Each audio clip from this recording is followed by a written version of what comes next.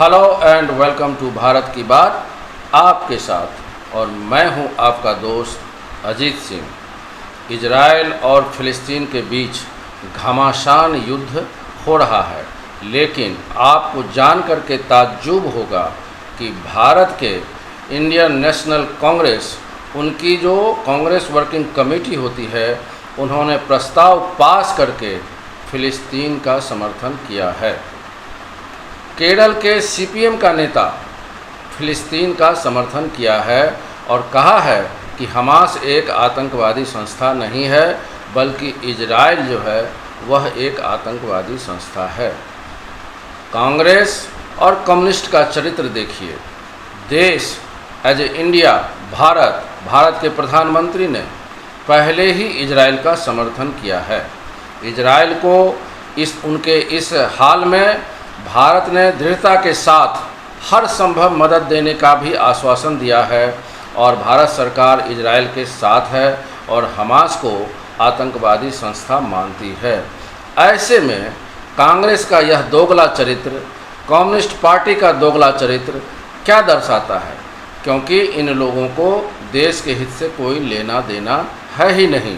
ये लोग सिर्फ और सिर्फ मुस्लिम वोटर्स को अपीजमेंट कर रहे हैं, तुष्टीकरण की राजनीति कर रहे हैं, ताकि इनको मुसलमानों का वोट मिलता रहे। क्योंकि आप सबको पता है कि इजराइल और फ़लस्तीन का जो युद्ध चल रहा है, इसमें दुनिया दो गुटों में बंटती हुई दिख रही है। फ़लस्तीन की तरफ रूस और चीन ज़रूर है, लेकिन फ़लस्तीन के तरफ अरब कंट्री के जितने मुस्लिम कंट्री हैं वो एक साथ हो गए हैं, और इजराइल के साथ अमेरिका समेत जितने डेवलप्ड कंट्री है इंक्लूडिंग इंडिया, हम इजराइल के समर्थन में खड़े हो चुके हैं। और अमेरिका का राष्ट्रपति तो आज घोषणा भी कर दिया कि हम इजराइल की मदद मिलिट्रली कर रहे हैं, सैनिक रूप से कर रहे हैं, और उन्होंने अपने जंगी जहाज़ को इजराइल में भेज दिया है। आप सबको आश्चर्य होगा कि अमेरिका का जो सबसे ताकतवर एयरक्राफ्ट कैरियर है वह इजराइल पहुंच चुका है, और इजराइल के जो प्रधानमंत्री हैं उन्होंने तो कसम खाई है कि इन आतंकी हमास के हैवानों को हम 48 घंटा में मिटा देंगे। आज इजराइल के एयरफोर्स के फाइटर्स ने और बम्बर्स ने गाज़ा पट्टी पर ज़बरदस्त बमबारी की है, और वहाँ पर 560 ये जो आतंकवादी हमास के हैं वे मारे जा चुके हैं।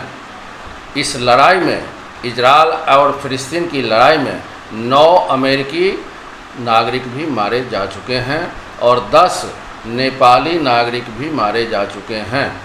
नेपाल की सरकार ने घोषणा किया है, वहाँ के प्रधानमंत्री प्रचंड ने घोषणा किया है कि सारे नेपालियों का शव नेपाल लाया जाएगा, और उन्होंने यह भी घोषणा किया है कि कल का दिन अर्थात 10 अक्टूबर का दिन शोक दिवस नेपाल में मनाया जाएगा। चलते हैं इजराइल और फ़लस्तीन की ही तरफ। गाज़ा पट्टी मेन विवाद का जड़ है। आपको मैं बता दूं कि गाज़ा पट्टी की जो लंबाई है वह महज 25 किलोमीटर है और चौड़ाई 6 किलोमीटर है, और वहाँ की कुल आबादी 20 लाख है, जिसमें मुस्लिम लोग ज़्यादा रहते हैं। और वहाँ पर आज 50 से लेकर 60 फाइटर एयरक्राफ्ट इजराइल के ज़बरदस्त बमबार्डिंग की है, और करीब 1000 टन बम और गोला गिराया है, और जिसके कारण 560 फ़लस्तीनी मारे जा चुके हैं। मैं आपको अपडेट करता रहूँगा।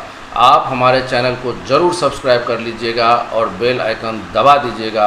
आप सबको नमस्कार, प्रणाम, आदाब।